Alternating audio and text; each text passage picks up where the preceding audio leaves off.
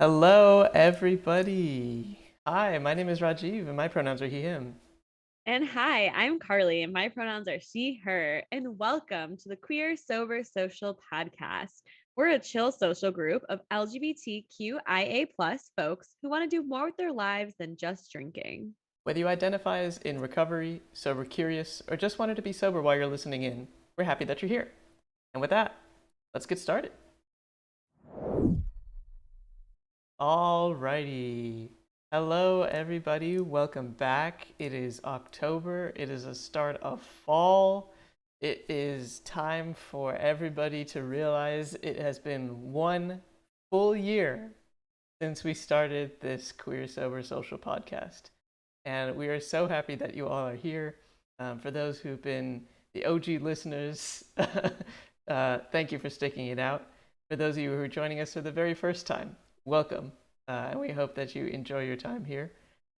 We are going to be talking a little bit around what does it mean to be in the fall of the second year of a pandemic, and what does that mean to your mental health? What does that mean for your sobriety? What does that mean for your queerness, I guess?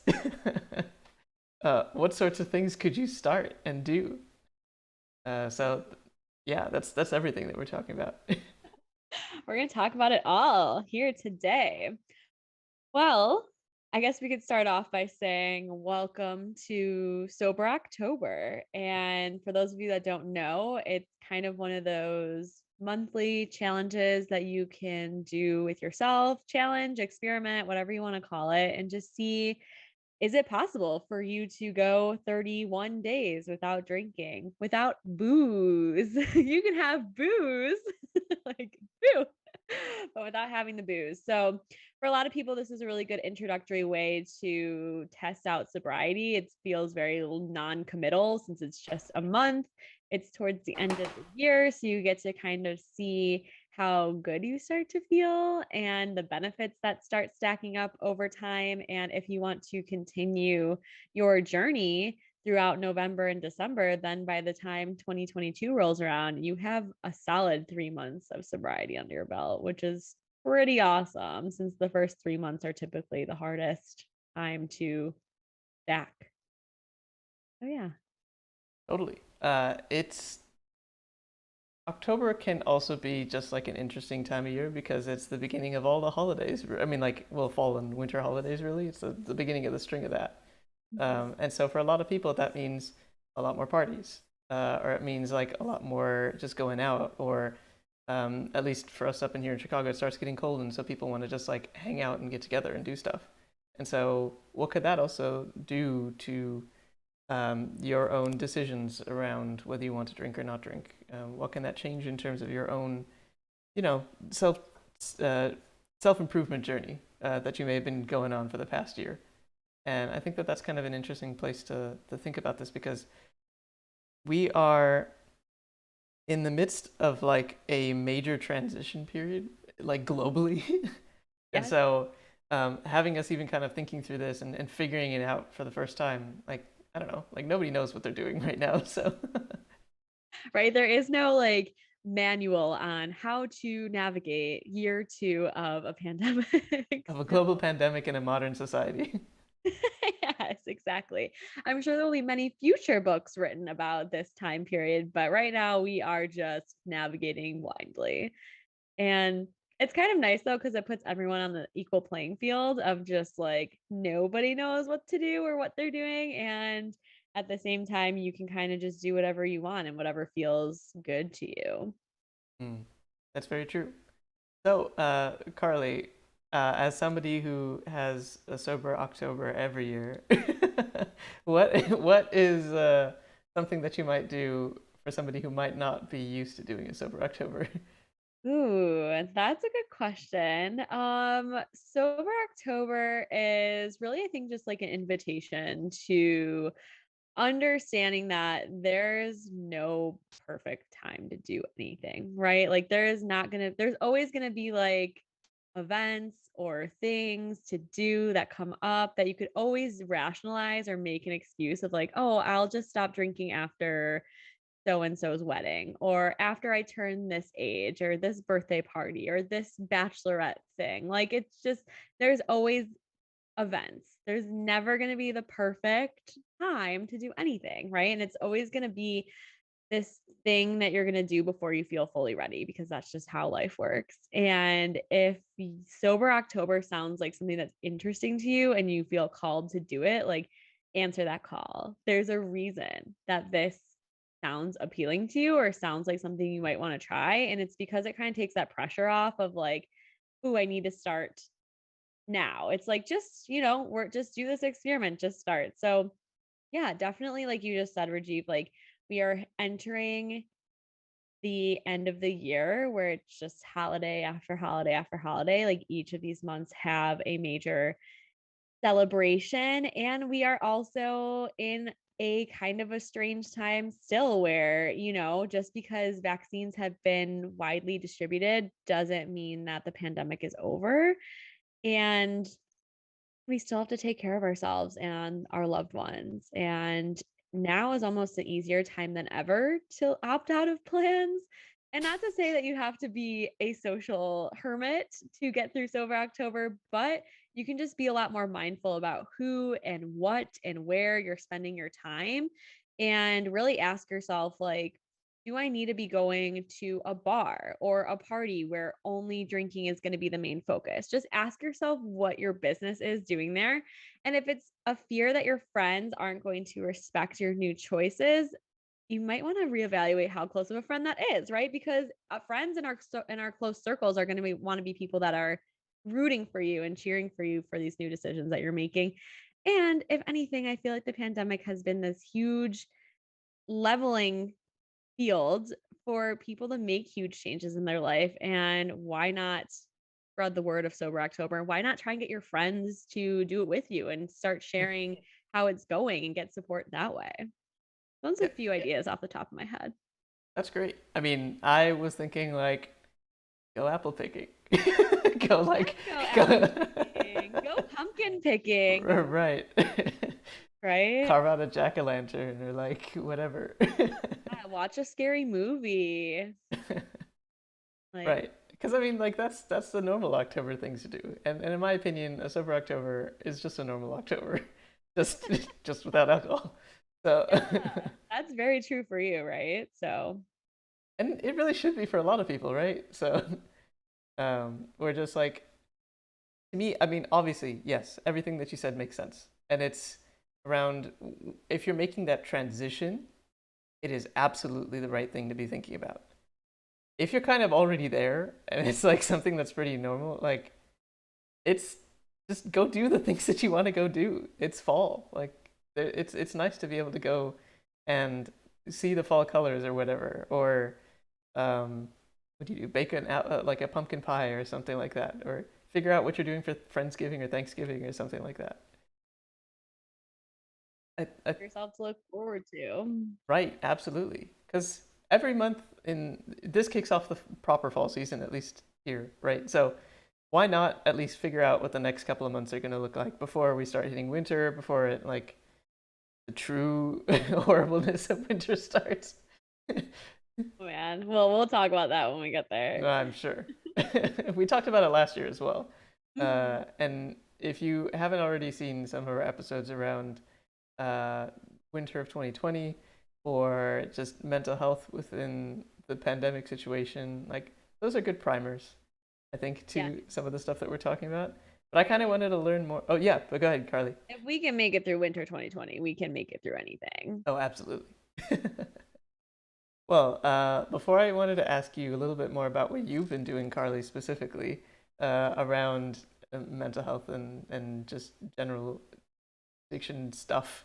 Yeah, of Uh, course, of course. oh, So, for my role as an addiction counselor, it's very important for me to do self-care when I'm not working. So, like, being just super rigid about that in terms of how many hours of sleep I need to get per night, how much screen time I have on my phone, on my computer, and TV, like all added together. Like it really adds up. It feels like sometimes we just go from looking at a big screen to a medium screen to a small screen, and you're just like, yeah, it's a different mode of transportation to my eyes, but I really need to just focus on what's going on outside of my screen, what's going on inside my body, what do I need, how do I care for myself, and that's what keeps me going to be able to show up for other people in my job. And I try to practice what I preach to my clients, which is obviously hugely self-care and prioritizing sobriety and surrounding yourself with other people that understand your journey and your story, that you can be authentically yourself around. So that's really important.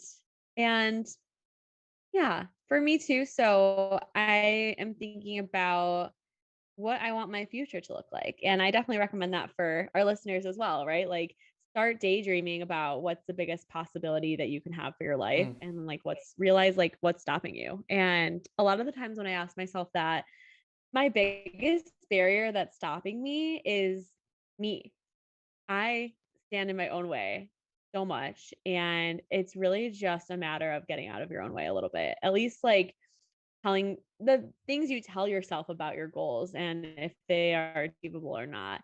And just me starting to realize that like everyone has different things that they're drawn to and different goals and different things that sound appealing to them, and there's a reason for that, right? Like you are drawn to the things that are interesting to you for a reason. And it's important to nurture those things and to continue to follow where those things take you instead of shutting them down, which I think a lot of us do, or a lot of society tells us to like, no, you have to be a certain way. Like you can't do XYZ for your career, whatever. Like you can't make money doing blank. And it's like, okay, says who? Like, just because society points the finger at it. I think a lot of the time when you get sober or when you come out as queer, you are just so used to going against the status quo that it can really spill mm, over into your personal life and your personal goals. And it's like, I've already gave a big middle finger to society's norms. So, what other norms do I want to continue to apply that attitude to? And for me, that has been the idea of moving and taking on individual clients for, coaching or, eventually what will become my private practice. So, very exciting stuff. And yes, I have rebranded my individual Instagram page to be at Queer Sober Therapy, which is now my brand sites, and I want people that are interested in working with me one on one to be able to connect with me and get really individualized attention, accountability, care, information, because I'm just so obsessed with this community. I'm obsessed with sobriety, and I have been working tirelessly to put together all the resources that I know, all the people that I know out there that are doing amazing work, and just helping others organize themselves in this world, because it can feel so daunting or overwhelming or not knowing where to turn. And I really want to help be an advocate for people that are on this journey, whether you're trying to figure out sobriety, whether you've been sober for a little while or a long while, and it kind of feels like you got that part on autopilot and you don't know what comes next. Or if you're just figuring out that you might identify in the queer community somehow, like how to explore that and affirm that further. So I'm here for anyone and everyone that's listening to this. If you are interested in potentially working with me, I'm just super excited to be able to put that out into the world. I think that's really cool. And I know that you were just partnering up with Sober Voices that's going on right now, which is an event that's been put up by Mercy Bell, who was on one of our previous podcast episodes, and her team. I know that you were co-sponsor or doing something with them. Maybe talk a little bit about what you did and how that's been going, because I think it's live right now. So. Yes, this weekend is Sober Voices, and if you are part of our community and still want a ticket, there is a special discount code for you if you use QSS40. So Queer Sober Social 40 for 40% off of tickets. You get access to the material through October 31st. So you have a whole month to watch the archived talks and workshops and all that fun stuff. Mercy and Alyssa have done an amazing job at curating the speakers for this event. They have reached out to literally every person on sober Instagram that is doing fantastic work and just riled them all up for this event. So I highly recommend it. Tomorrow I am doing a live journaling session with another therapist. So both of us will kind of be helping to facilitate a conversation, digesting everything that everyone has witnessed the past couple of days and just helping them tap into themselves and what they have learned and what the event has brought up for them. So I'm super excited about that. Mercy's amazing. If you haven't listened to her episode, it's super jam packed full of tidbits and insight. Absolutely. I mean, someone like Mercy is just rocket ship anyway. So it's like a super cool person. And Sober Voices is just like an interesting event to put together, especially at this point in time, and still doing it completely virtually. I think Mhm. is a pretty interesting activity. As you're kind of like thinking about debriefing the event, what sorts of things are you asking people to consider, or um, uh, what sorts of things do you think that people that might be listening to this might be interested in hearing about or reflecting on? Let's say that they do go to Sober Voices, but they miss your event. Like how might they be able to also process what's going on? Absolutely. I think what Sober Voices did a really good job at doing this time around was gathering underrepresented parts of the sober community and unheard voices and using this as a platform to raise them up. So just being able to listen to perspectives and stories that may sound a lot differently from the ones that, the participants may hold. And what we're going to try to do tomorrow is hold space for that and trying to digest all the different viewpoints and seeing how you feel about it, right? Because we come into this feeling a certain way, having a certain definition of things. And when you come to an event and hear different speakers with all kinds of points of view, it can really take what you think you know for a loop and it can be overwhelming. And you might not know where you stand after engaging with some of the material. And that's really a cool place to be because you get to hold space for various different ideas and then decide, do I want to move forward with the same way I was thinking or do I want to maybe expand or change, and just offers this opportunity for reflection of how seeing some of this material makes you feel and just checking in with yourself. That's what we're going to focus on tomorrow. I think that's great because I think there was some research that really came out of my graduate program, and they were talking about if you don't actually reflect on what you've learned, you actually haven't learned it at all, and it's just as good as you just not having done it. Which I think is such an interesting one piece of research, which whatever, I like academic, fine, but also just like an interesting thing to think about where if you aren't actually processing what you just heard or processing what you've just talked about, then it just doesn't stick. And to me, that feels pretty accurate because like if I've gone to certain events or talks or whatever, and then I just am like, oh, cool, that was really interesting, and then I'm just like, all right, and now to the next thing, and I don't even think about anything. Just like a couple days later, I'd be like, I remember it being an interesting talk. I remember it being really important for what I wanted to do, but then I can't remember a single thing that I might want to like apply. And it's just like you have this bucket where you get this nice filled of like good knowledge or good groups of people or just juicy tidbits, and then you have a hole in the bottom where it's like, oh, okay, well, it's now drained, and I'm like, okay. No, that's the worst case scenario. Is like we want to fill the hole so that you can keep the knowledge and everything you learned in your mind. For sure. Yeah, that's really cool. I'm excited for this event. Really excited that, there's great sponsors. Like sobriety, it's out there. It is being so talked about. Like I couldn't even imagine there being a Sober Voices 5 years ago. And it's just because no one was talking about sobriety in the way that they are now. And the amount of new books that are coming out, the amount of people that just want to connect, and how many different types of sober communities there are emerging is such a joy to see, because it's like everyone's spreading the gospel truth that, we've all been sold a lie that alcohol promises us this luxurious life, and it really doesn't. Hmm.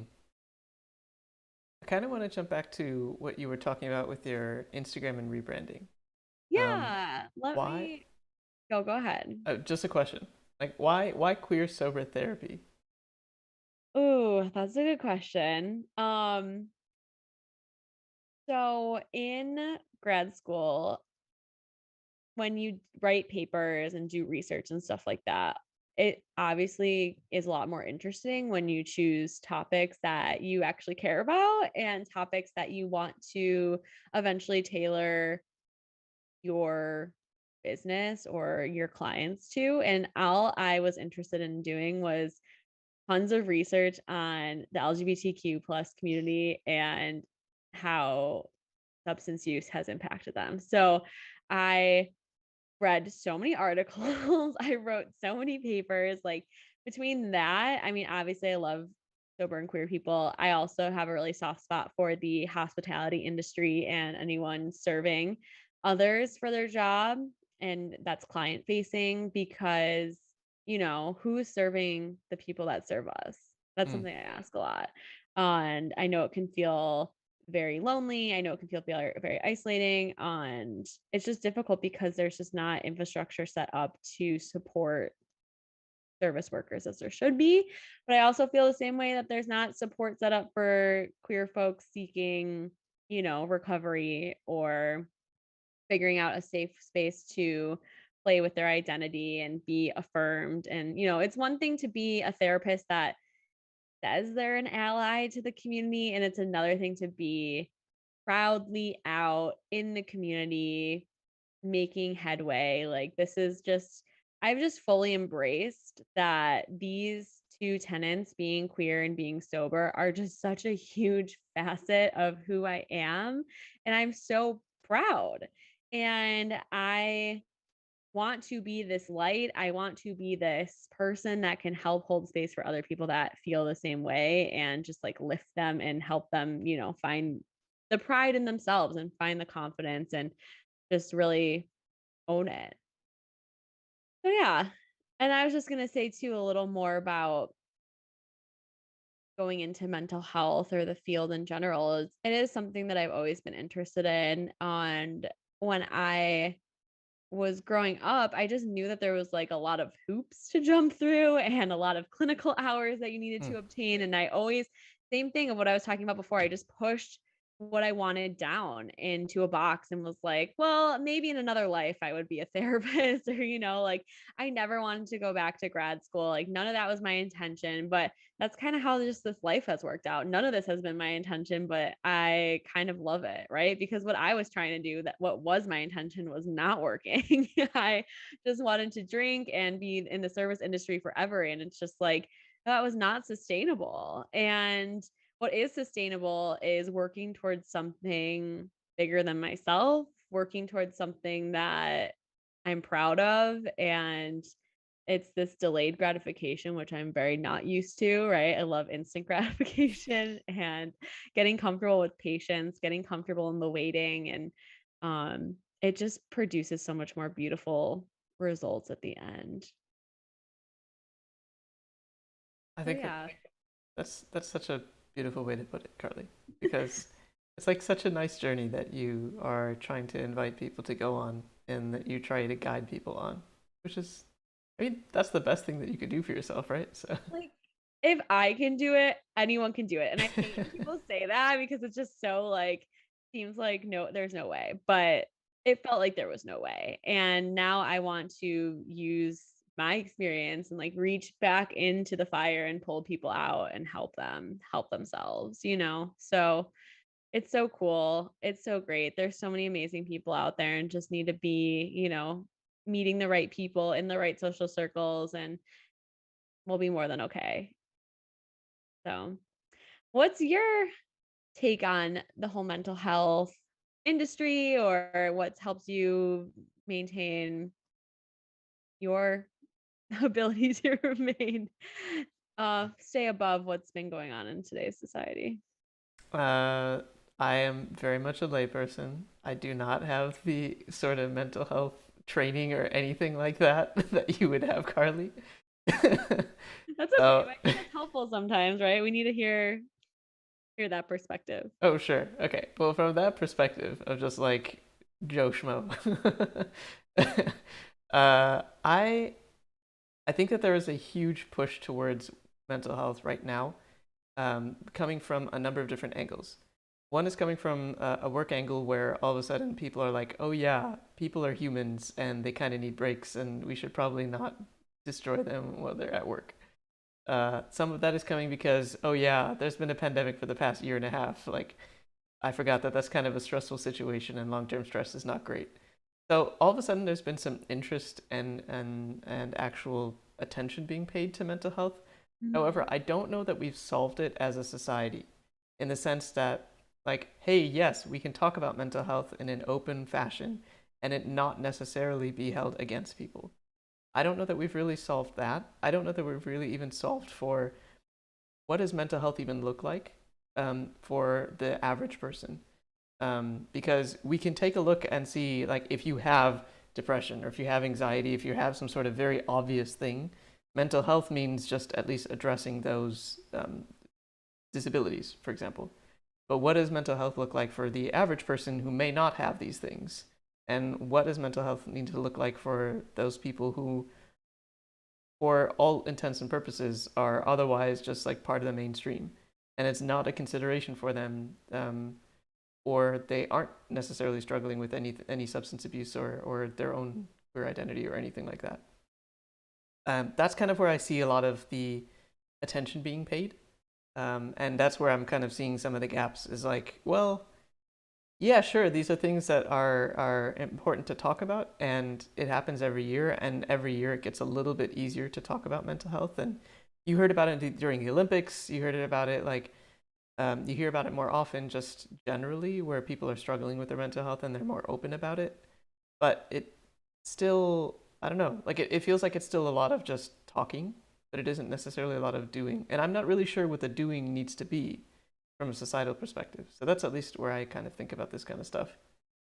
Yeah, and that's a good question. Like, what is the thing that needs to be resolved to help the situation, right? Because it's like mental health is a symptom, like poor mental health is a symptom of something bigger going on. And Mm-hmm. like those something bigger is going on is usually something that has to do with society, right? Whether it's the 8-hour, 5-day a week work week, or how, like what you were saying, how many, so many people are working from home. If your home is your office, how do you draw boundaries if you live at work? Mm-hmm. Like, Like quite literally, you. quite literally, like Yeah. we live at work now. And what you were saying too, right? Even the Joe Schmoes, even the people that have never had a mental health issue or a crisis, there is no way that you didn't make it through this past year and a half unscathed. Mm.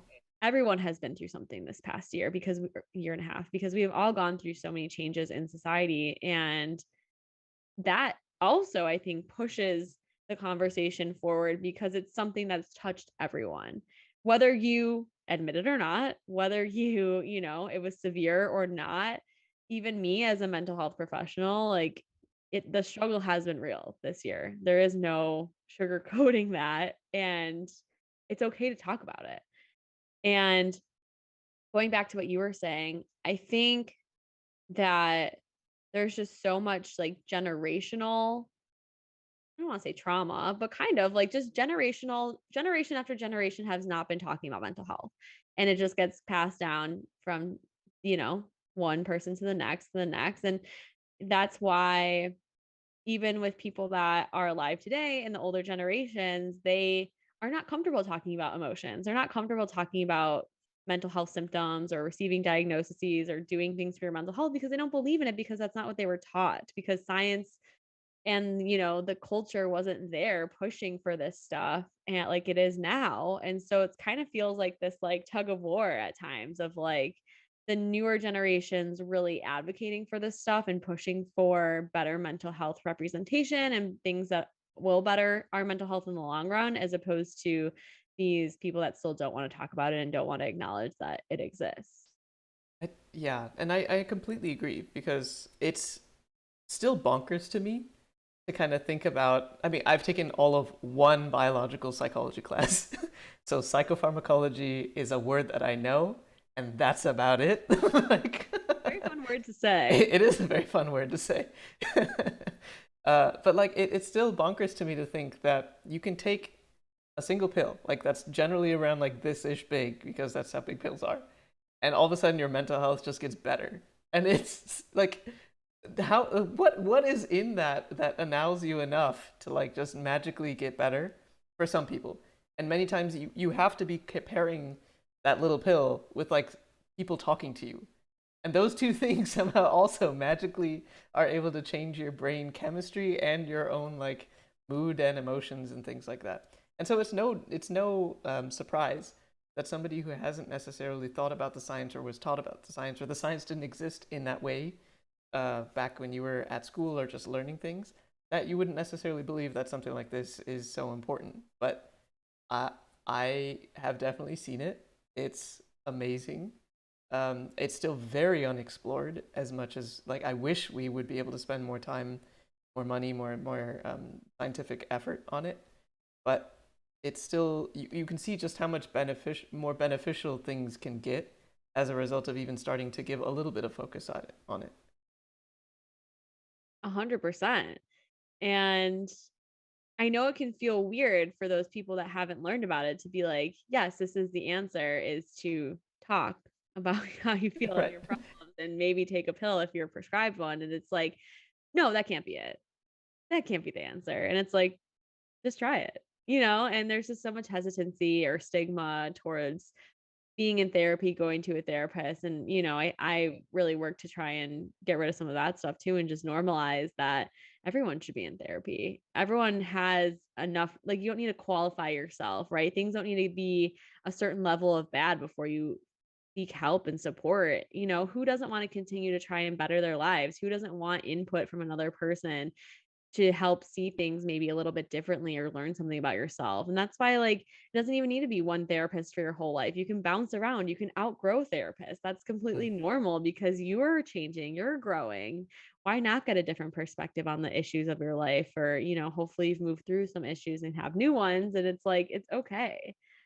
We don't just get anywhere by being on our own, by toughening up and thinking that we just don't need to talk openly about things. It's like things feel so much better when things are out in the open, and we're not used to it, but we're trying to build a culture that is more normalized to it.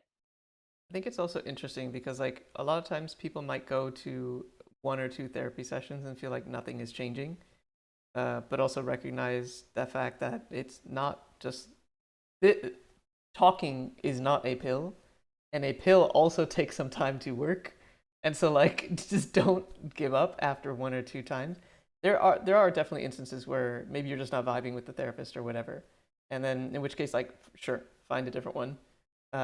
Maybe it is something where you need a specific type of therapist. I think Carly, your point earlier around there's a difference between somebody who's an ally and there's somebody who actually does identify as queer and is a therapist. Makes a big difference. Because if you have never had to question your own identity, and you never have had to like actively, for example, like fear for your life or worry about what your family's going to think, that changes a person for better or for worse.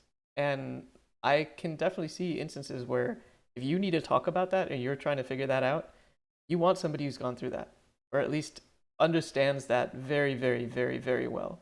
Because allyship is one thing, and then like active allyship is just another level, and then like allies who happen to have somebody in their life who is queer and they know them that well, like that's yet another level.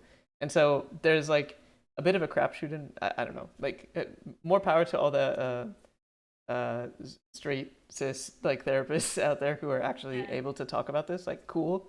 But for the average person who's just trying to like shoot a dart in like and just try to see who might work with them, I think finding a queer therapist might, I don't know, again, layperson, please educate me if I'm wrong, but like as a layperson, I would think that being able to find somebody who's gone through that would just make that a little bit easier for you to have that connection.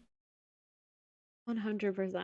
Yes, of course, right? You're going to seek someone out that is going to have some knowledge, right? Like you don't want to be that person that has to explain parts of your lifestyle. You kind of just want your therapist to have an understanding so that you can move forward and deeper into the session as opposed to like having to have all these teachable moments. And finding someone that's like you or that may have been in a similar experience to you is going to be really valuable because they will know what it's like. And that makes a lot of sense. I Yeah. think So, one Rajiv. one other thing that I kind of found interesting that you were saying earlier was that maybe you may work through some issues and then you find some more.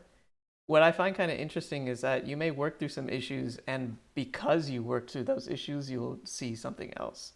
Where before, those issues never disappeared or suddenly appeared or whatever, but all of a sudden, you now have like tools for you to be even able to name it or see it or talk about it.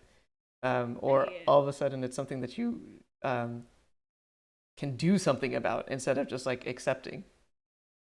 Right. And I feel like for me, that was getting sober was the like level one Mm. to that. Like I felt like I was at the finish line of my life, figuring out that I needed to stop drinking. I was like, oh, this is it. This is the key. I figured it out. And it was like, no, welcome. Welcome to the rest of your life.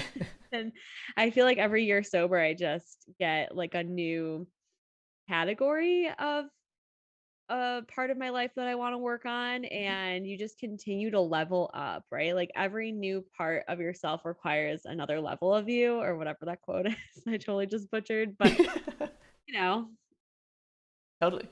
yeah, like it really is true, right? Like you get to identify different areas and you get to have different journeys within your journey. And that's the fun part. It's hard work, right? That's why it's called the work because you actually have to do stuff and it's not what you think you're supposed to be doing or what you thought it was going to be like, but this is what it is. And when you start doing it and you start to see changes, it's really phenomenal because you can see yourself healing, you can see yourself growing and changing. And my biggest indicator sometimes for myself of growth is being in a situation and seeing clearly the path that I would have taken before, Mm.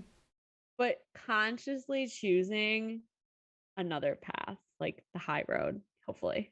Right? Like I used to be very petty, used to take the low road all the time. And that stuff hurts you, right? When you hurt others, you hurt yourself. And it's easy to hurt others when you have the ability to numb what you did and forget about what you said. And when you're sober, you don't have that luxury and you just have to start living in alignment with your values. And it makes for things to go a lot smoother. I think that's very interesting. And uh, I think this goes back to what we started with, which was it's such sober October because there's no correct time or perfect time to just get started on that journey. And to your point, like just getting sober was the beginning. And how long has it been? 3 years or so for you? Coming up on 5. Coming I off of know, time four. conclusion. Oh my gosh. Remember we did cheers for 4 years. 4 years. Oh, dang it. I thought it was three. High five for 5. I don't know. We'll see. But Yeah. time flies. And yes, but don't be deterred by that. Stopping drinking is really just the invitation for everything else to get better. You give up one thing in life so that you can have access to everything else. Mm. It's like when you put it that way, it's like, oh, give up one thing. Okay. And you can do anything else. And it's like when you're drinking, you gave up everything so that you could have this one thing. And it's like, which like option do you want to pick? Change is hard, staying the same is hard. Getting sober is hard, not getting sober is hard. Like you get to choose your version of hard. I feel like I say this all the time, but it's so true. Like nothing changes if nothing changes. You're never going to feel totally ready. Feel the fear, welcome the fear, and do it anyway because you're going to be okay. You're going to be more than okay. You're going to be great. Inspirational words, Carly. And I think that that's probably where we need to end today's episode. Thank you so much for talking a little bit about what your sober October looks like, what your sober October could look like if you haven't even started the journey, what that journey looks like, what that journey could look like, Yeah. and also talking a little bit about what you've done in the past. Yes, and don't wait. I mean, I know it's already October 2nd, and if you're like, oh, guess I'll have to wait till next October. No, start now. Start right now. Try it out. See how it goes. It's a little experiment you get to do with yourself. So For we're here sure. for you every step of the way. There are a lot of days in October, 31 in total. So, regardless of if you're listening to this now or if it's Halloween or whatever, like it's still October. You can still get started. That's cool. And even if November, it's October somewhere, right? So, Yes. well, I think that about wraps up today's episode. So make sure to subscribe if you haven't. So you don't miss the next one as it comes out. You can find our podcast on all major platforms and the video podcast, which has exclusive content on twitch.tv and on YouTube. Be sure to follow us on Instagram at Queer Sober Social, and you can follow me on Instagram at Queer Sober Therapy. Be sure to contact us at queersobersocial@gmail.com or leave us a voice message on our Anchor page so that we can feature you on one of our future episodes. Thank you for listening to the Queer Sober Social podcast, and always remember, You are queer enough. you are sober enough. You are enough. Well, thank you, everybody. We're going to take a quick break and we will be right back, maybe to talk a little bit about what else we're doing in fall. Maybe not specifically around like therapy and mental health, but some other stuff, more fun stuff. Yes, can't wait. Alrighty, see you in a second.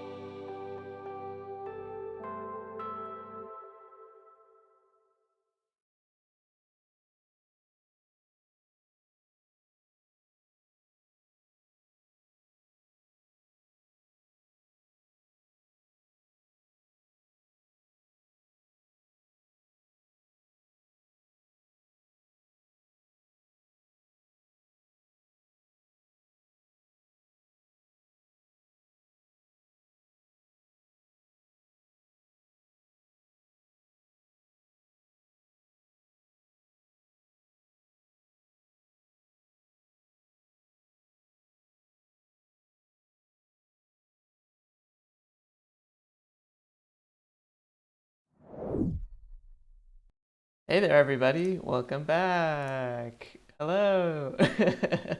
uh, Hello.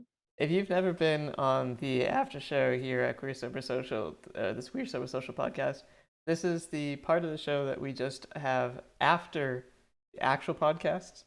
And this is the exclusive stuff that you can really only find on YouTube and Twitch.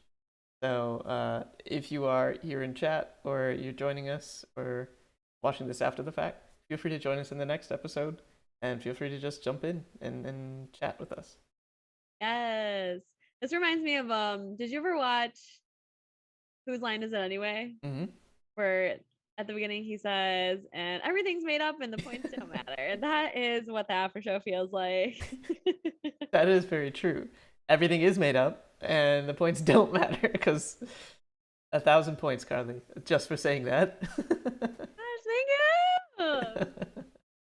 So we have made it to October, sober October. We have I guess it rhymes. That's why it's a thing.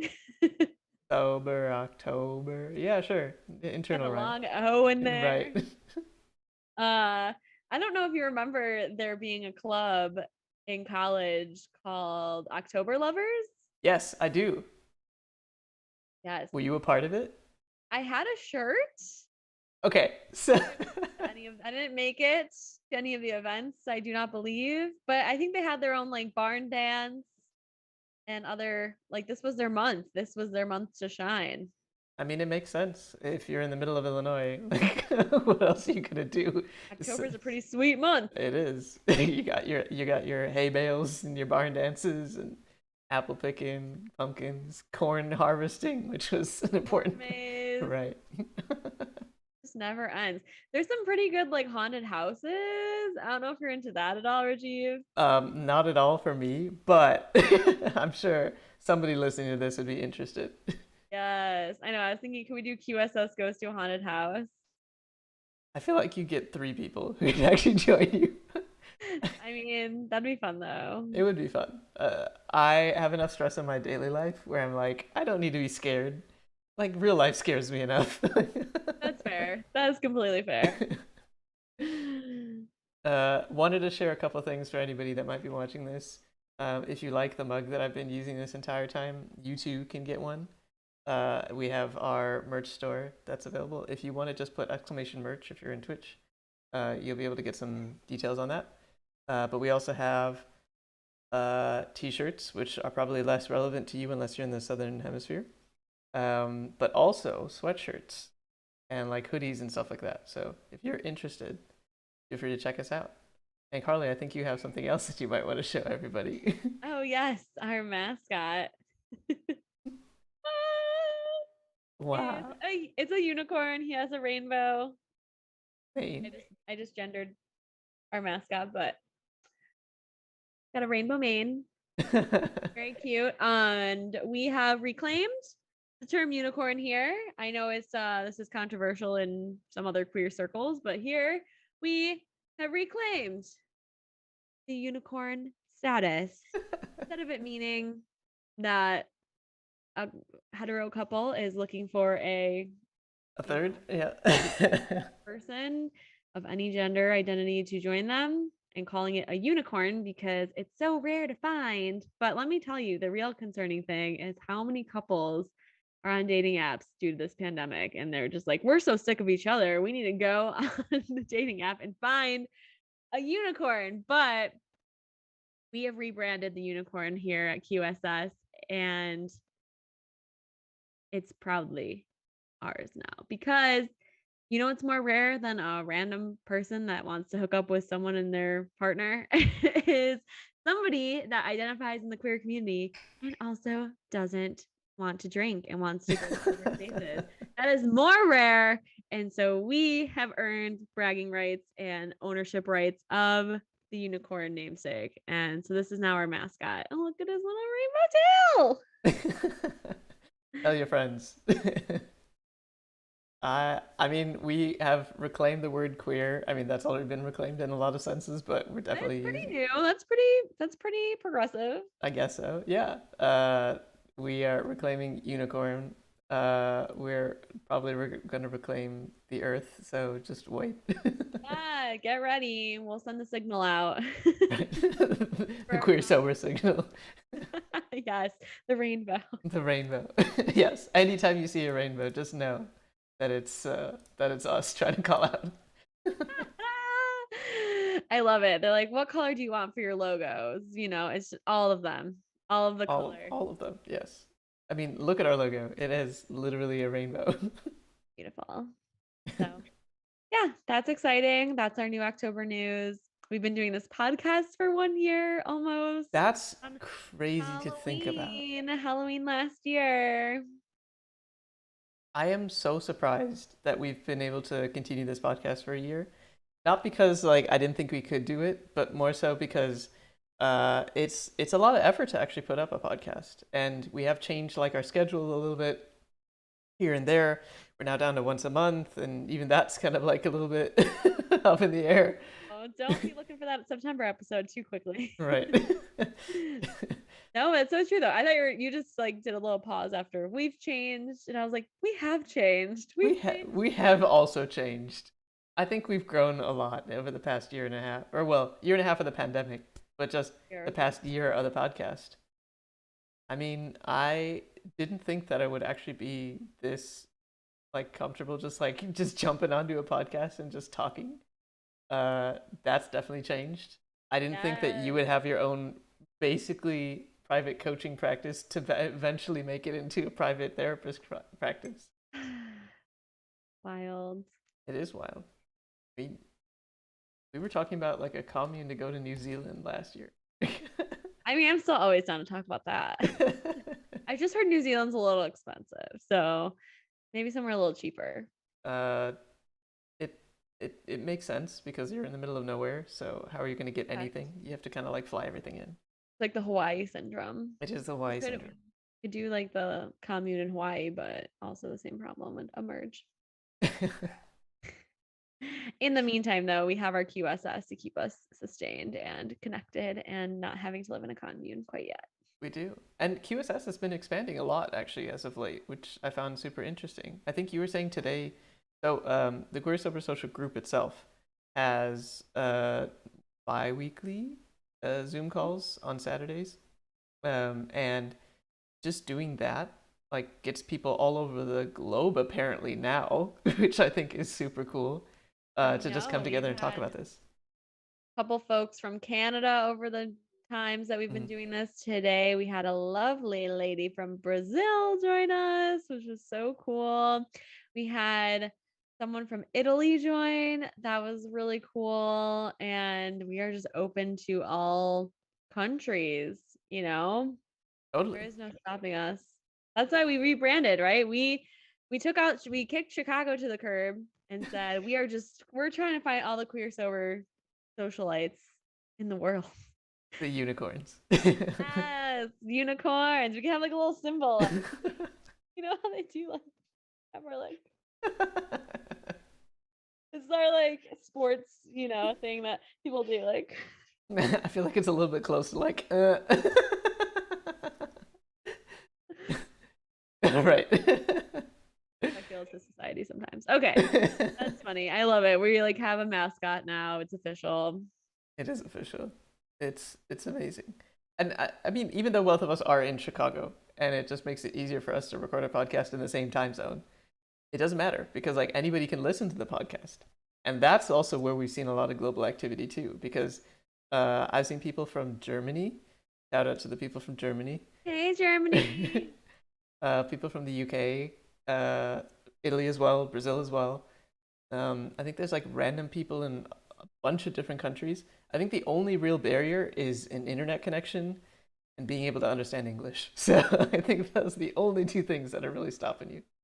All right. Maybe we can just get the podcast translated. Vamos a empezar el podcast en español.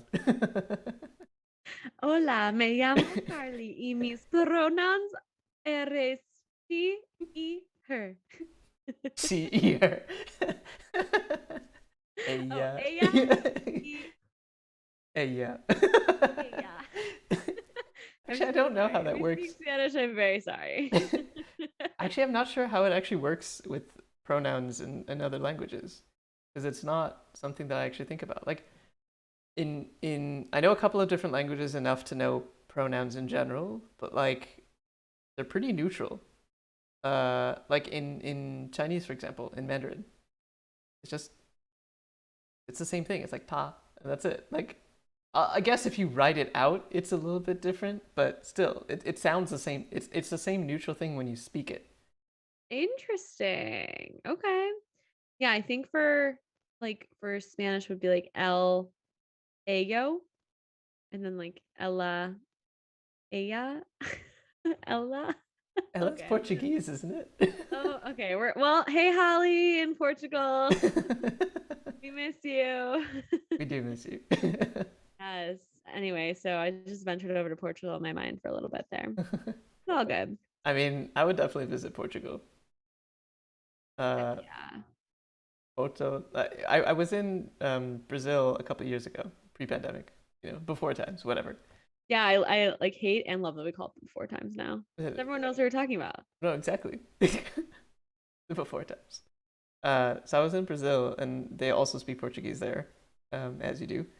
And the whenever you're speaking R, whenever you say R's in Brazil, it's just like a puff of air instead.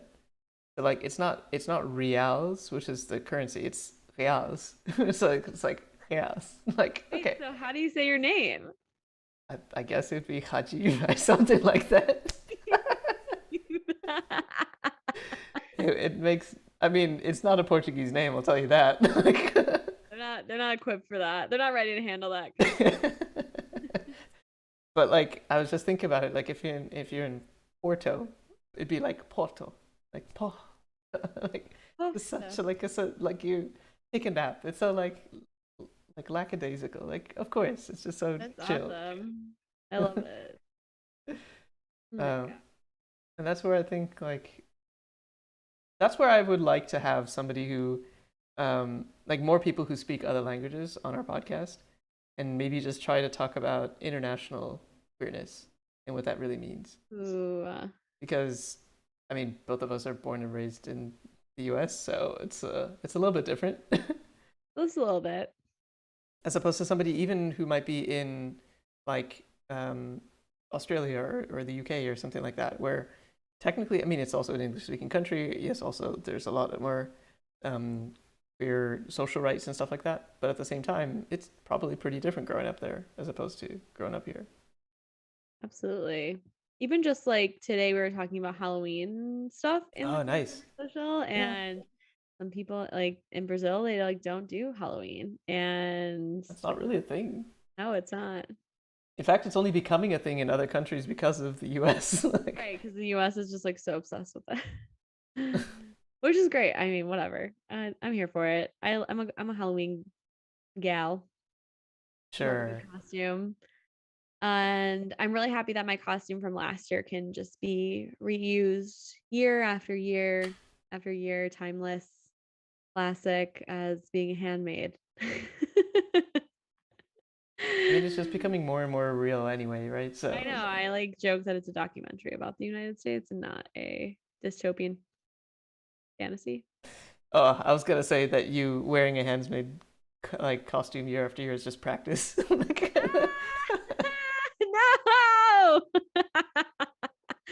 Oh, that is too dark, too close to home. But people were using the costume to like protest and stuff. So I was like, great, I have a Halloween costume and I have my protesting gear all in one, all in one Amazing. outfit. So yeah, still thinking about what I want to be this year, if I'm gonna be anything. What would you be doing for Halloween this year, if anything? No, I don't know. I don't really feel like there's anything going on. Well, actually, that's a lie. There is a sober pop-up party in Chicago for us sober peeps Where on is this? On Halloween? I think the 30th, the day before Halloween. Okay, close enough. There's also they do the showings of Rocky Horror Picture Show at Mhm. the Music Box, which is very entertaining, and I went in the before times. It was very fun. And Tell me more about this like pop-up thing. Who's putting it yeah, up? so Christina, who I met through some sober circles in Chicago, and she's, I think, in our Discord, is trying to start this sober bar and find like a home for it and find like a permanent space that she leases. And then there was that other post in the Discord about that Andersonville bar, sober bar opening up too. So it sounds like there's kind of two prospects on the horizon. That's becoming a thing. I mean, I think how I found QSS was because I was Googling like sober bars or something like that. and it was a thing that happened. Like there was some article that was written about something in LA and something in New York, and I was like, if it's in LA and if it's in New York, there's got to be something in Chicago. They just don't Yeah. write about it.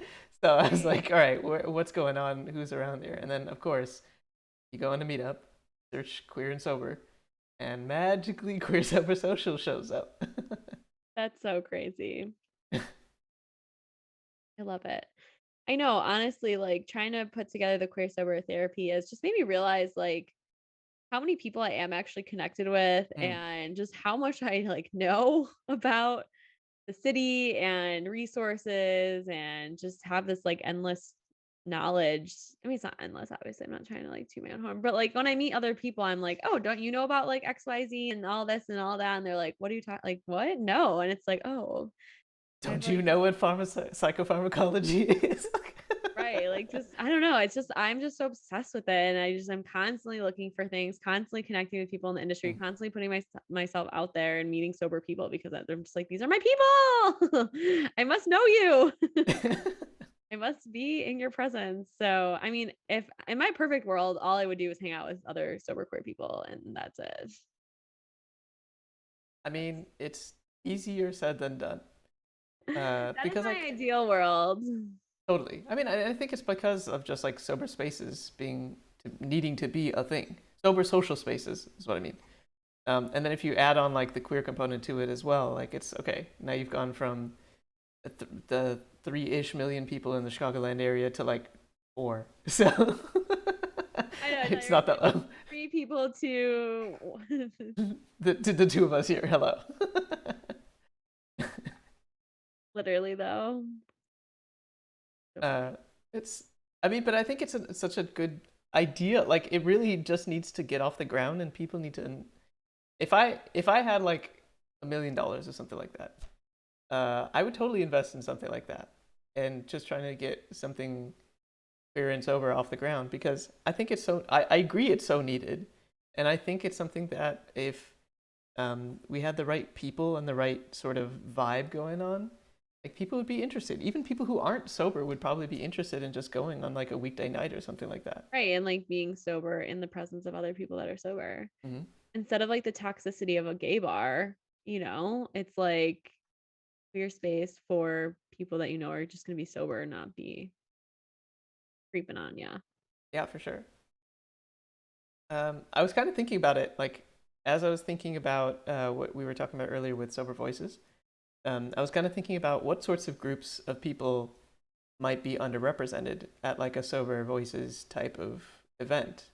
Um, Weirdly enough, I was thinking men probably would be underrepresented because like I look at our stats for people who listen to our podcast or people who watch and stuff like that, and it's much more women identifying people like dominated. There are a few people who identify as non-binary who are actively in our stats, so shout out to you people. Hey, Emmys. But then out of the people who like identify as male or female, like it's very female heavy, which I find kind of interesting. And I was thinking about it, like, why would that be the case in the first place? Because like everybody drinks alcohol, and so therefore, why would not everybody have some level of need for sobriety? True. But then I thought, oh right, toxic masculinity.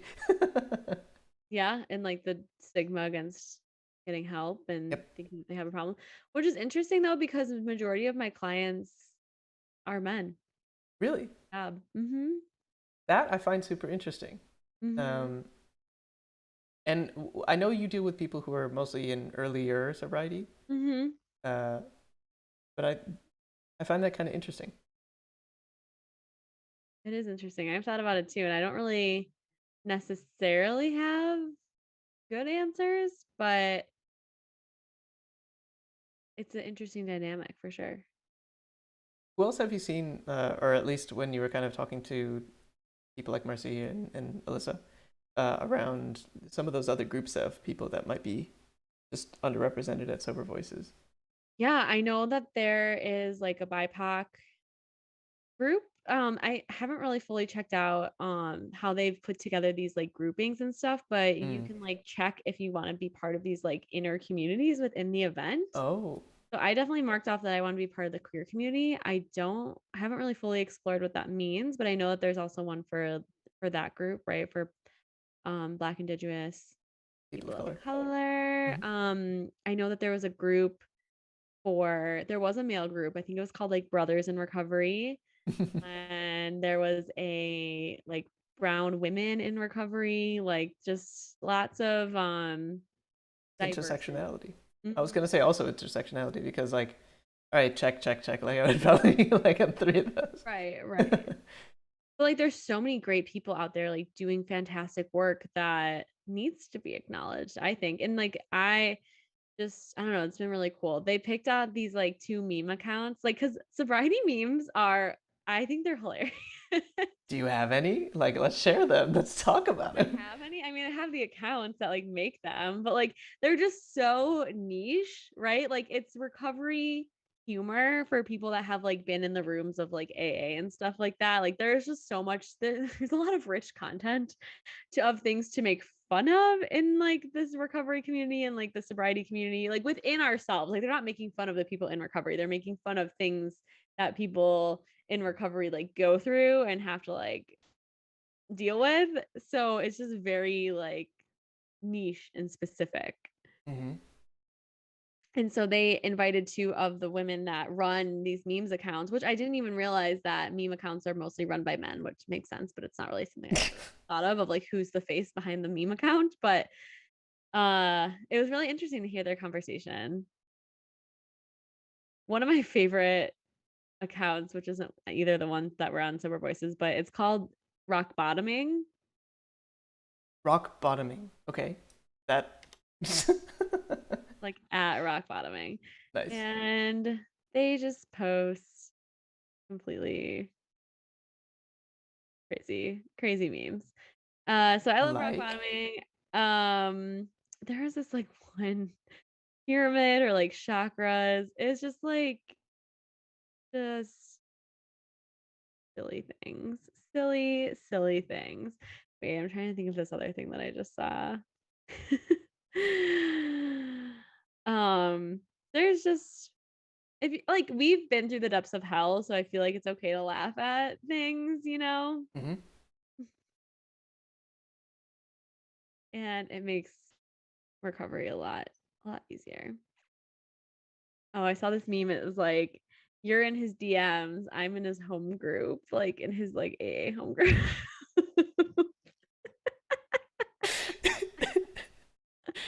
That's actually pretty funny. Right? Like just stuff like that. Like just like absurd humor because it's hilarious. So there's that to, look forward to. The ones that were on Sober Voices were at As Bill Memes It. So like Bill is, the OG person that started AA. And the other one's called Brutal Recovery. Hmm. So just funny, just silly things about recovery. For sure. About like, you know, raw dogging life on life's terms. Like just because like sobriety is just like, yeah, I just need a healthy dose of taking life without any filter. And just That's making jokes about that. that's pretty funny. Yeah. So like there's humor in it. And if you can find the humor in it, I feel it makes it like a lot more sustainable. But yeah, I mean, find your people. There's so many sober people out there. There's sober events. Like, if I see a sober event, like, I want to go immediately. Like, I will be Mhm. there. I will ditch my friends who are drinking to go because it's that important to me. And it's just that much more rewarding. And I always find people I have things in common with. I always find people that are just like, I never would have met otherwise. And it's just Mm. like, it's really cool. Like, did I know I was going to end up revolving my life around this? No, but as I was getting sober, I realized how important this is like a key part to my life. Like this is the foundation of who I am now. And it's like, okay, how can I incorporate this into what I do? Hmm. Hmm. That's what I've been doing. That's what I will continue to do. And I'm happy to continue to put roots down in Chicago because I love it here. The only thing I don't love is the winter, which we'll talk more about that I'm sure. when it gets closer. I'm just enjoying the like perfect weather that is right now. I'm just enjoying the fact that, well, I mean, by perfect I mean it's cloudy and rainy and sad today, but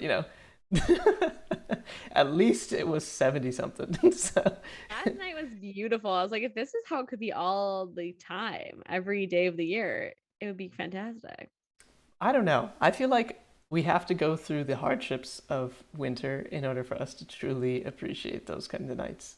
I'm gonna need you to remind me of that every day of this winter. Is that possible? Can you do that? Can I do that? I will do my best. Thank you. Because I myself will, it's more reminding myself than anything else. I know. My friend last year did like sad lamp reviews where she just ordered a bunch of sad lamps from Amazon and tried them all out and then figured out which one the best one was. That's amazing. I mean, we should do a sad lamp review. Yeah, that'd be fun. I don't know if I'd want to buy them from Amazon, so I just want to let everyone know I don't co-sign that. I don't shop at Amazon. Well, if The Handmaid's Tale comes to pass, that's the only place you'll be able to shop, Carly. So. No. Don't say that.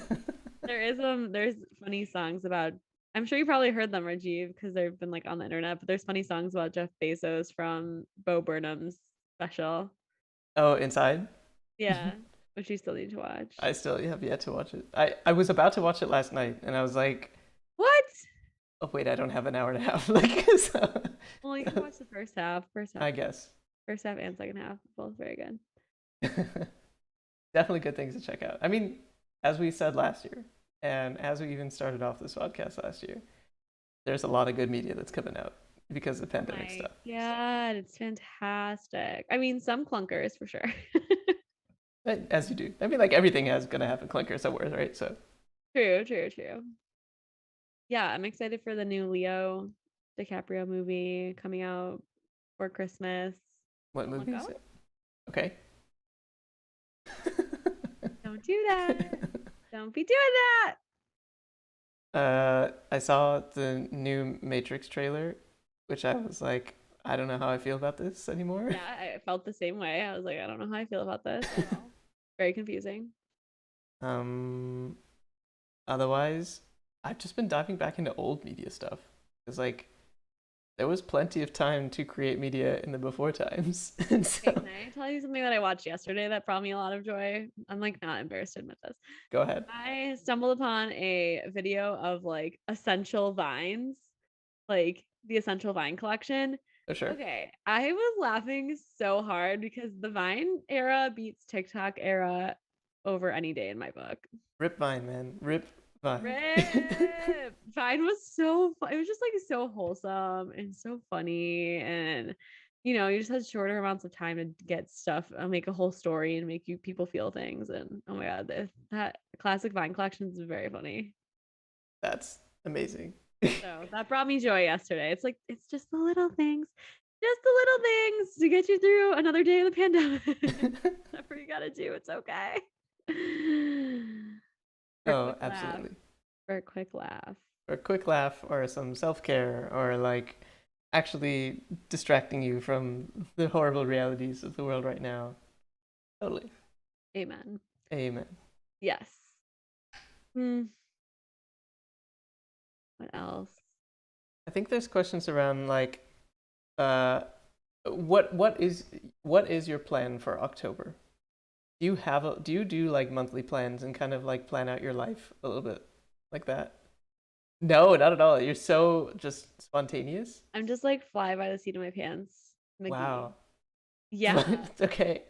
Carly, fly by the seat of my pants, Nikki. Last name.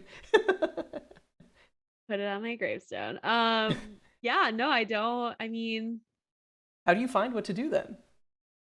oh, like for events and stuff. Hmm. I feel like I see stuff But on where? Okay, on Instagram. Instagram. Yeah, probably Instagram is where I find a majority of stuff. I don't know, but I also like don't want to overschedule myself. So I've been having to do like the opposite of like, but it's also hard because it's like still COVID and I don't know. I'm like still nervous about it. And I feel like the longer you go, like the more time that passes since you've gotten your vaccine, I don't know. I feel like the vaccine is less strong. I Maybe. don't know. I don't know the science, so I won't I say feel yes like or we no. don't have enough science to know that, but I feel like I don't know. I'm not trying to like have a COVID scare. So I don't know. I'm like cool with virtual events still right now. I'm I know like October stuff is like so cutesy and fun, like to go apple picking or to a pumpkin patch or whatever. Hmm. Hmm. Yeah, I don't know. I haven't really made any official October plans, I gotta say. Hmm. Have you? I have like plans, but not specific dates. Oh, okay. What you got? What you got? I mean, I definitely want to go apple picking. Like that'd be a good thing to do. Um, I would like to go see fall colors properly rather than just like look outside and see four trees that have changed colors. That's fair. That's also fair. um, I think you and a friend of ours have to come over. We have to go watch a movie. So, Yes. A very specific movie. right. So there's like all of these things, and there's like 4 weekends in October, and I'm like, all right, well, I gotta figure this out pretty quickly because we're in the middle of the first Ah! one. I know it's just gonna fly by.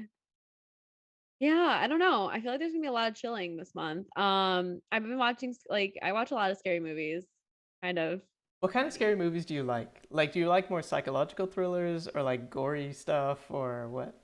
I'm not into the gore. The gore is like I can do without. Hmm. I watched The Invisible Man recently. That was pretty good. I mean, I feel like I was like already watching Handmaid's Tale, and then I just watched another Kate Moss movie, or Elizabeth Moss, and it was just like Elizabeth Moss overload day. But that was good. That was more psychological thriller. It's kind of predictable, but it was fine. I just watched Midsummer the other day. It's very long, and all my friends always talk about that twist ending, and I was just like, oh my god, this is not what I thought it was gonna be. Maybe all the people who are watching this are like, yeah, of course. I'm like, Midsummer? Like, twist? I don't know.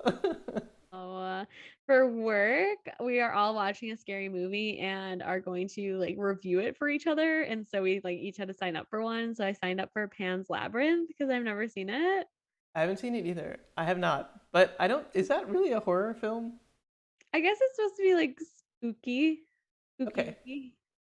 Last year we watched with QSS, we did like a Disney Plus party or however you watch movies together. We watched The Nightmare Before Christmas. That was fun. We also watched Hocus Pocus, didn't we? We did watch it. Yes. Wow, that was fun. Yeah. Yeah, I'd that's like to fun. do that again. Classic movies. Yeah, we should do it again. Man, there's so many things to do. All of a sudden, Carly, just all of a sudden you think about it and then I know. Well, I'm just like trying to hardcore chill. I'm trying to get my life together and I'm moving soon, so right. That is true. Uh moving, which that's my main focus of life. I am sure has packing and the moving activities been going all right? Yes, I feel like I finally buckled down yesterday and was like, okay, this is it. I'm getting it together. And then I kind of did. So it's been good. You And still have a painting behind you. yeah, I mean, the painting has not come down yet. Um, that probably won't come down till the very end. But Hmm. yeah, I mean, if I could be where you are, like, what are you, 9 months after you moved? Wait, how Are you kidding me? It's not even 6. time's an illusion. 6 months after you moved and just having one measly box table stand behind you. I would love to be in that position. Nobody can see that in this view. I have conveniently cropped it out so nobody can actually see it. Sorry to call you out. You crop out my photo. Right. There's not a Peloton still behind me. Right. How are you moving that? That feels like that's going to be such a pain to move. I mean, the movers are gonna move it, but I'm scared. I don't think I'm gonna disassemble it or anything. Just hope for the best. Just pray for Pelly. Everyone pray. Pray May for you survive, Pelly. it's not even like when I talked to the moving company, they were like, yeah, like for just such a small move, like blah blah blah blah blah. And I was like, small move. It This is is a my small whole move. life. I mean, it is your whole life, but it's also I know. like. To me, it feels like a big move, but to the moving company, they were like, yeah, you're like just, only a one bedroom. Okay. We move like tons of shit every day. Yeah, it's like we just need 2 people when normally we need 5. Like, don't say my move's not a big move. It's a big deal to me. It is big to you, and that we can recognize. It is And small peanuts for them. it is also that. Ooh, we also talked about what our favorite Halloween candy is in Mhm. today's QSS. Favorite and least favorite Halloween candy. Ooh, what is your favorite? Reese's. Pieces or like cups or minis or All anything that's Reese's, oh, anything that has chocolate and peanut butter, I'm a fan. We talked about the Reese's peanut butter cups that are stuffed with the Reese's pieces. that's a thing now? Those are amazing. Wow. That's a high quality item. Modern society, man. We really we've upped our game. What is your favorite? I don't know. I haven't had Halloween candy proper for a very long time. Oh my gosh. I am not a huge sweets person. That's why. And That so makes like I'll like cook for fall stuff and it'll just be generic fall, not specific to Halloween or anything like that. But I do like myself a Twix. I sense. do like I would like a Reese's. Um Sweet like non-chocolatey sweet things. I would have Skittles are good. Nerds are good. Like caramels, certain like softer caramels actually would be good. Like those cow's tails or like those bullseye things. Maybe. But I the one that I'm thinking of is like it has a little bit of chocolate in the middle, but it's like it's covered with caramel rather than the other way around. Um, About that. oh, that yeah, that's pretty good. I don't know the names of them, Yeah, but like sounds delicious. I would do hard candies. And hard candy. Well, okay, actually, there was this thing that just got released that where there's this channel on YouTube called Lofty Pursuits, which is just a hard candy maker in Florida. But he like makes interesting flavors, and they've remade the tangerine Altoids. Do you remember these? No. Not at all. Okay, like if you've had them, you know what I'm talking about, I guess. What But like when was this popular? in the early 2000s, Okay, and then Altoids stopped making them. got it. And so this candy maker is just like, let's recreate them from scratch. Obviously, it's not the Altoids Wow. brand. Obviously, it's not the Right. same thing. Tangerine flavored. Right, exactly. But like something like that would be interesting. Heck yeah. Uh, Get that. You should order some. I think they are very sold out because it's very Uh, popular. Yeah, yeah, I have like I don't like anything that's orange flavored. interesting. I have an orange flavor version. Like orange sodas, no. Orange soda is actually fine, which is weird because that's not like orange, like the flavor of an orange. Okay, Does that make sense? it does. Do you like other citrus? Like Like a lemon and lemon lime? or lime? Yeah, I like other citrus. Just But not orange. grapefruit? Grapefruit's okay. Kumquat? I don't know if I've had a kumquat. It's like the little tiny thing, the orange looking thing that you can just eat full whole. Tastes like an orange. The sourness of an orange, but not like the oranginess of an orange. I don't know. I feel like I probably wouldn't like it. Okay, okay. Yeah. I don't know. I'm very specific, but no, the orange, like if I like I won't eat orange flavored candies. I really don't even like fruity candy, to be honest. I want Okay. chocolate or bust. Chocolate? uh, I can't do grape flavors because they taste too much like cough medicine to me. See? Okay, that's how I feel about orange. Oh, I'll eat okay. grape all day, but I won't eat orange. Mm, okay. But then, what's your favorite chocolate? Is it just Reese's and like that's the king I for mean, you? I'll eat anything. I'll eat Snickers, I'll eat Twix. I mean, Three Musketeers is not my favorite, but I'll still eat it. I like sixlets. Do you know sixlets? Those little No. circle. They're these like little balls that only come out on Halloween, I swear. I mean, I'm sure they exist outside of Halloween, but they're these little like chocolate covered balls that are crunchy. They're kind of like a baby M&M sort of. Are they like what are those called? Uh, you find them at movie theaters, like bunch of crunch type of things or something like that. A bunch of crunch. Oh, I love chocolate covered cookie dough. I love cookie dough Chocolate covered cookie dough is a good one. at the movie theaters. Yeah. You're making me think about other things. I love crunch. Hmm. I love anything that's thought of something else and I just forgot it when you talked about the movie theater. It's okay. There's Yeah, like a movie theater candy is just like it hits different. So I get it. it do be hitting different. Yeah, but like I do like sour. I like the Sour Patch Kid watermelon specifically. Watermelons only. I don't think I've tried that. So I feel like I need to go out and get some random candies. We need to talk about which ones you haven't had, and then I will procure them for the movie night. Please Sour do Patch, procure them. Sour Patch watermelon. Oh my god, that was like our go-to in high school. We would I, just always bring that everywhere. I mean, I've had Sour Patch Kids before, and that for sure, Not the like I like same. them. It's not the same. Oh dang. No, Okay. it's better. It's Okay. improved. It's Yeah. improved. I mean, I'm trying to think what else I want in my Halloween candy grab bag. Hard. What did you trade when you were a kid? Ooh, anything fruity. Just anything for okay. You were truly a chocolate or bus person from I the am like beginning. literally a chocoholic person. Yeah, I'd rather have chocolate over any like I don't like Skittles. Oh, I was gonna say I like peanut butter M&Ms. Like not peanut. I mean, I'll eat peanut. Peanut's like a consolation. But like I don't know many people that peanut butter is specifically their favorite because everyone likes the peanut or different ones. But peanut butter, oh, it's so good. It comes in the red bag. I have no idea what you're Not the talking yellow about. bag. Oh my gosh. Okay, for movie night, we're getting watermelons and we're getting peanut butter M&Ms. Would you try peanut butter M&M? I would definitely try peanut butter M&Ms. Okay, perfect.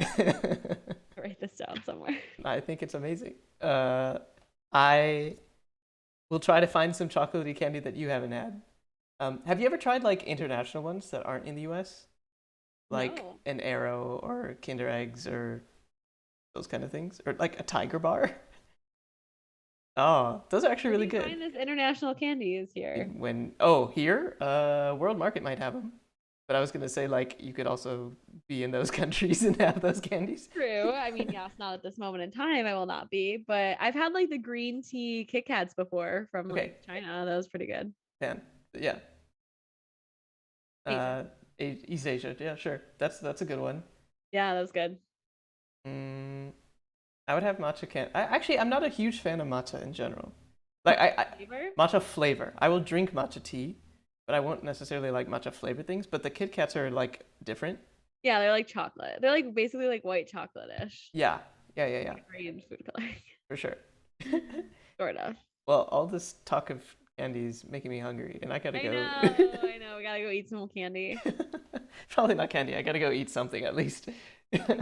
All right, Yes. Rajiv. Thank you for another great episode of the QSS After Show.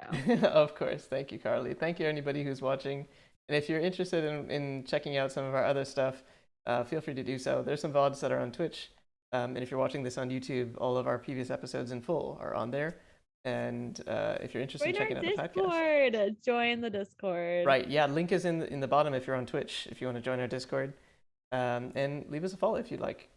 Alrighty. Well, I think that about ends today's full episode, and we will talk to y'all next month, I guess. November.